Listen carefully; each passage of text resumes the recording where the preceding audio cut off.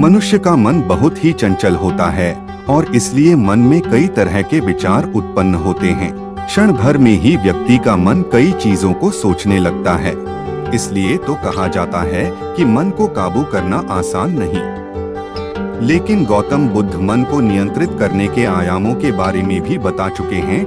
मन में विचारों का आना गलत नहीं है कि लेकिन मुश्किल तब हो जाती है या विचार ऐसी परिस्थिति में गलत होते हैं जब मन में अश्लील विचार आते हैं। कभी कभी तो ना चाहने के बावजूद भी मन में अश्लील विचार आते हैं।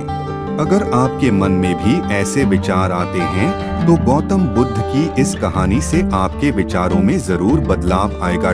बुद्ध अपने भिक्षुओं को उपदेश देने के साथ ही उन्हें भिक्षाटन के लिए भेजते थे। एक बार उन्होंने अपने भिक्षु भरत को भिक्षा लेने के लिए एक श्राविका के घर भेजा। भरत पूरे रास्ते मन में यह सोचते हुए श्राविका के पास गया कि आखिर आज भिक्षा में क्या भोजन खाने को मिलेगा। क्योंकि भरत चंद्रवंश के राजकुमार थे और बुद्ध के सानिध्य भिक्षु के रूप में दीक्षित हुए थे। हमेशा भरत को महल में खाने के लिए स्वादिष्ट पकवान मिलते थे, लेकिन आज भिक्षा के रूप में उसे जो भी मिलेगा संतुष्ट होना पड़ेगा।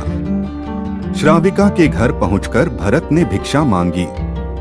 श्राविका ने भरत को बैठने के लिए कहा और भोजन लाने के लिए घर के भीतर चली गई।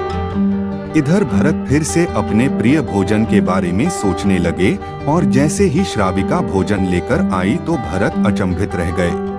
भरत ने देखा कि श्राविका ने उनके लिए उनके पसंदीदा पकवान परोसे हैं और अपने प्रिय भोजन को देखकर वह खुश हो गए। भोजन ग्रहण करते हुए भी भरत सोच रहे थे कि महल में तो उन्हें भोजन के बाद विश्राम करने की आदत है, लेकिन आज उन्हें भोजन के बाद वापस तेज धूप में चलकर आश्रम जाना होगा। लेकिन भोजन के बाद श्रावी ने भरत को कुछ समय के लिए विश्राम करने का आग्रह किया। भरत फिर से खुश हुए कि आखिर आज उनके मन की सारी इच्छाएं कैसी पूरी हो रही है। इसके बाद भरत कुछ देर विश्राम करने लगे, लेकिन विश्राम करते हुए भी लेटे लेटे वह सोचने लगे कि आज तो मुझे भोजन के बाद विश्राम करने को मिल गया, लेकिन ऐसा विश्राम करने को मिल गया, लेकिन ऐसा रोज रोज नहीं होगा। जब भरत विश्राम के बाद उठे, श्राविका ने कहा कि आप जब तक चाहे यहाँ ठहर सकते हैं। भरत अब समझ गए कि ये कोई संयोग नहीं हो सकता। उन्होंने श्राविका से कहा कि मुझे क्षमा कीजिए, क्या आप मेरा मन पढ़ सकती हैं? श्राविका ने हाँ में उत्तर दिया और कहा कि हाँ, मैं मन पढ़ सकती हूँ। शुरू में यह कठिन था, लेकिन फिर मैंने स्वयं के मन विचारों को देखना शुरू किया। पहले मेरे विचारों की संख्या अनगिनत हुआ करती थी। इसके बाद मैंने विचारों पर ध्यान केंद्रित किया, बिना पक्ष विपक्ष के अपने विचारों को देखने लगी। इस तरह से धीरे धीरे मेरे मन में विचारों की संख्या कम होती गई और सारे व्यर्थ विचार दूर हो गए। इसके बाद से ही मैं दूसरों के मन में चल रहे विचार को पढ़ लेती हूँ। हालांकि श्राविका की बात सुनकर भरत घबरा गए। इसके बाद भरत ने श्राविका से आज्ञा ली और आश्रम के लिए निकल पड़े। रास्ते में भी भरत फिर से मन में आए विचारों का स्मरण करने लगे कि श्राविका के बारे में उसके मन में अश्लील विचार भी आए थे। श्राविका ने उसे भी जान लिया होगा, वह मेरे बारे में क्या सोचती होगी। भरत खुद को लज्जित महसूस कर रहे थे। भरत ने आश्रम पहुंचकर गौतम बुद्ध से कहा कि अब मैं कभी भिक्षाटन के लिए नहीं जाऊंगा। बुद्ध ने भरत को पास बुलाया और कहा कि क्या हुआ है, तुम मुझे सारी व्यथा बताओ। भरत ने सारी बातें बुद्ध को बताई।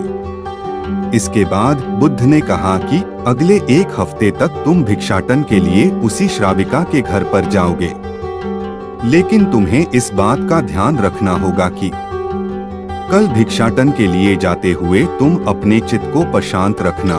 तुम्हारे भीतर क्या विचार उठे उन पर ध्यान केंद्रित करना और यह भी ध्यान रखना कि तुम्हारे मन में कौन सी वासना उठ रही। तुम कल इन सभी चीजों को ध्यान में रखकर जाना और इसके बाद मुझे वापस आकर बताना। अगले दिन भरत भिक्षाटन के लिए गए। बुद्ध के बताए अनुसार वह पूरे रास्ते अपने होश को जागृत रखते हुए चल रहे थे। जब श्राविका का घर आया तो भरत ने भिक्षा मांगी।